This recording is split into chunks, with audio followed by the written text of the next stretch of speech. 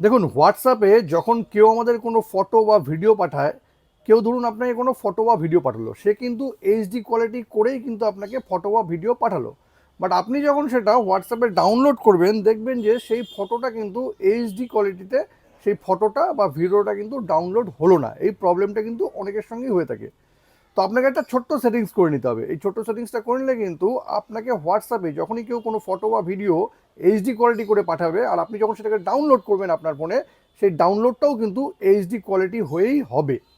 তাহলে এই সেটিংসটা কি জানতে গেলে ভিডিওটা শেষ পর্যন্ত দেখুন, আর প্রসেসটাও সেভ করে নিন। দেখুন, এই জন্য শুরুতেই আপনাকে আপনার হোয়াটসঅ্যাপটা ওপেন করে নিতে হবে। হোয়াটসঅ্যাপটা ওপেন করলাম, উপরে যে তিনটে ডট আছে এখানে ক্লিক করতে হবে, সেটিংসে ক্লিক করতে হবে। এবার দেখুন এখানে একটা অপশন আছে স্টোরেজ অ্যান্ড ডাটা, আপনাকে এখানে ক্লিক করতে হবে। এবার দেখুন এখানে আছে অটো ডাউনলোডেড কোয়ালিটি, এখানে ক্লিক করতে হবে, এটাকে এইচডি কোয়ালিটি করে নিতে হবে। এইচডি কোয়ালিটি করে সেভ করে দিতে হবে। এবার একটু নিচে এসে দেখুন এখানে আছে মিডিয়া অটো ডাউনলোড, এখানে দেখবেন হোয়েন ইউজিং মোবাইল ডাটা, এখানে ক্লিক করে কিন্তু এই সব কটাকে আপনাকে ওকে করে দিতে হবে। ফটো, অডিও, ভিডিও, ডকুমেন্ট সব ওকে করে দিতে হবে। ব্যাস, আপনার কাজ কিন্তু হয়ে যাবে। হোয়াটসঅ্যাপের এই সেটিংসটি যদি আপনাদের কোনো কাজে লেগে থাকে তবে কিন্তু এটাকে অবশ্যই শেয়ার করবেন। আর এরকম নতুন নতুন ইনফরমেটিভ ভিডিও পেতে প্লিজ সাবস্ক্রাইব আমার চ্যানেল সাবজেক্ট সম্রাটকে। Thank you.